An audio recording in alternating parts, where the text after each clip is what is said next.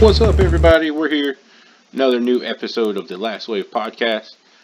I noticed on the last episode, because I'm using a different microphone, there was a lot of background static. I really apologize for that. I've modified the volume a little bit, so hopefully that'll help some. I don't have my stand-up mic, so it's getting a little hairy. I basically had to use a gaming headset. But I wanted to get these episodes in and get them up to you. Today we're actually going to branch off a little bit and do something I didn't really plan on doing. I just kind of stumbled across the research. Today we're going to be looking into the Kraken.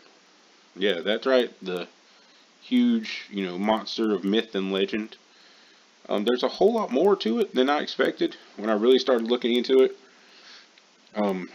So we'll go ahead and get started. So thank you for watching, and of course, again, thank you so much if you watched or listened to any more of my podcasts. I really enjoy doing this, and it seems to be getting some good feedback. So again, thank you. So we'll jump right in. All right. So one thing that has always intrigued me about the Kraken is the fact that it has different forms. Some people say it's a squid, octopus, like sea beast that was said to terrify sailors and sink huge ships.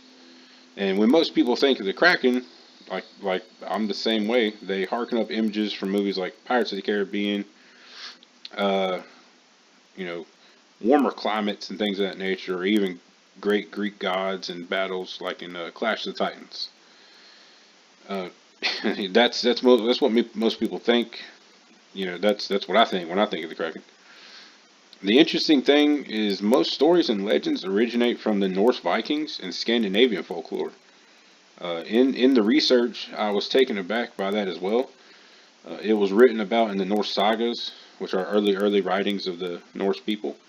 It's actually said to live in the waters near Norway and Greenland, much colder waters for anything that you would expect of that size. So that was my first red flag. I was like, that's pretty large to be living up in some cold water. So theoretically, a creature that size would have to live close to the surface. If it is in the colder climate, it needs to do that to catch the warmth from the sunlight. I'm no marine biologist, but that's my good guess. That's my slightly educated guess on that one. Either that or it's got to live way down deep, off the heat from some of the thermal vents, or closer to the bottom as you can get, as far as like you know thermal vents, core heat. But that's way down. So you're talking like trenches and fathomable depths and that type of nature. Not really what I expect to see off Norway and Greenland. So I just can't see an octopus really living in icy waters. But then again, I'm not a professional, so maybe they can. There is actually some 13th century writings from that area noting that there's two beasts, one being the largest whale in the world, and the other being another creature, both so big one resembled an island. So that's the whale. They said it's as big as an island. You can even like dock your ship on it. The other you could actually sail between its jaws.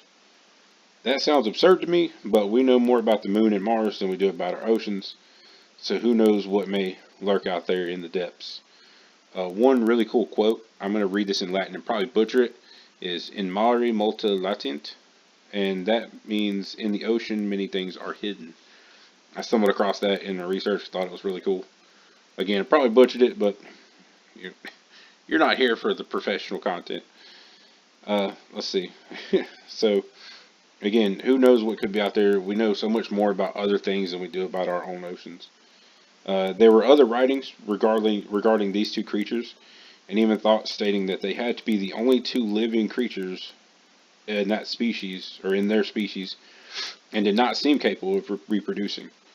Given the fact that they were both always seen in the same region of the world, uh, they just kind of assumed that there was just them. It seems kind of lonely. Just one of each.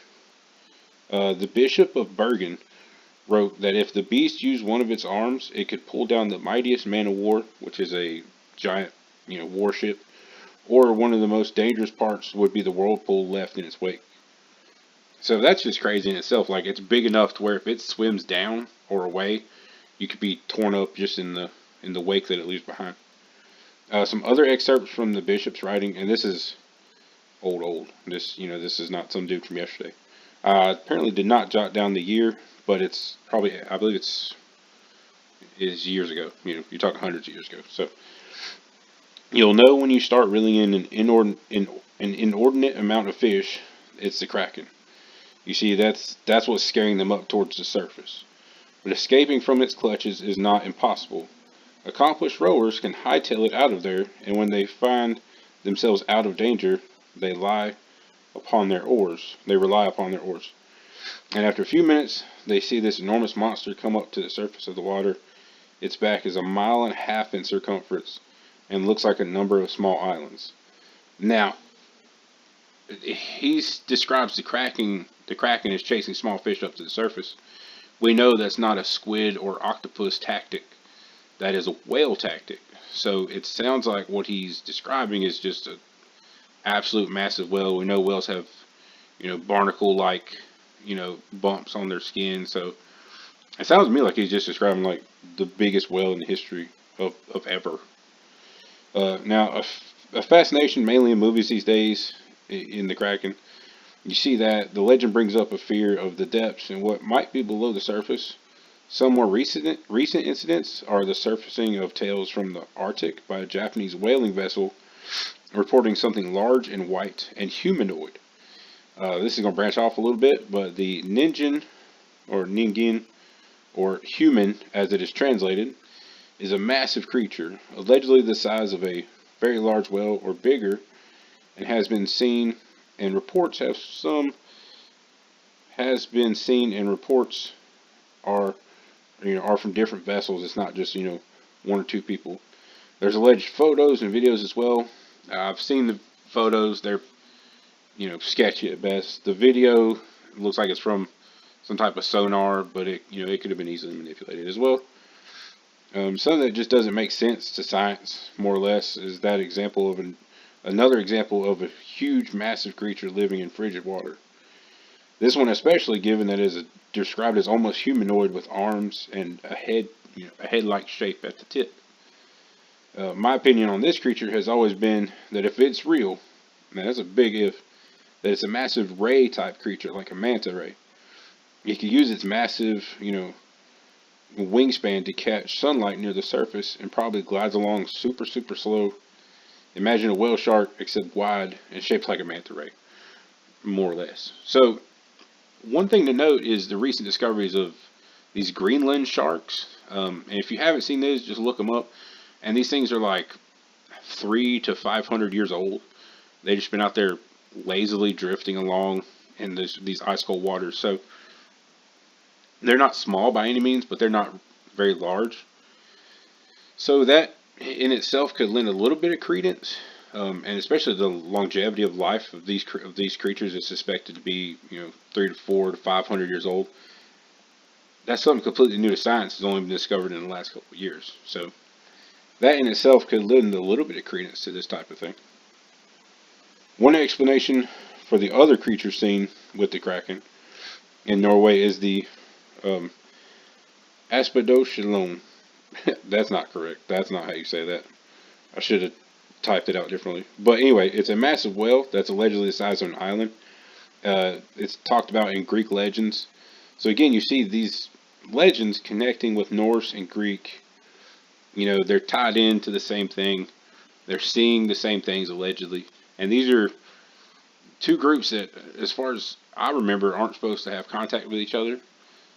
So that's kind of cool in itself that these stories manage to travel, or they're actually just seeing these things. That's possible too.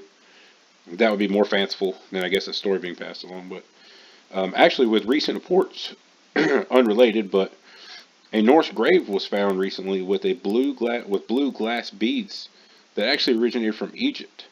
So, what are you going to do at this point? You want to say and teach that Christopher Columbus discovered America, but literally the Norse Vikings were everywhere. They were in Egypt. They have stones with Norse Vikings in America, or Norse markings, sorry, in America. So anyway, that's another story. But again, that's just shows that Either the stories made it, the legends made it, or these creatures were real and people from different areas were seeing them on their voyages. You can look at plenty of old maps and actually see these massive sea creatures, drawn on the maps. Don't go here to this area or you will become prey of this, mighty beast. So, again, some descriptions of the Kraken lead me to believe it's more of a whale-like creature. Again, that whole scares fish up to the surface. That says whale to me all day. So, again, could be legends, could be misinterpreted, and misinterpreted wildlife. Could just be whales were much more massive back then, and the biggest ones died off. It's also possible. So, at the end of the day, who really knows? What's out there. Maybe one day we'll find out. But if you're ever in Norway in the summer, they actually advise that not to travel more than a few miles out in the water. So stay close to land, or you could actually be caught up by the Kraken. That's a well-known warning apparently in Norway. So, but that's it for that episode. Again, it was kind of a weird one. The Kraken is not something I usually research, but it was super fun researching. I encourage, as always, you go out there and learn, a little bit for your own. And I hope you enjoyed the episode, and I thank you very much for listening. Throw a like on the video and subscribe if you haven't already. We'll catch you next time.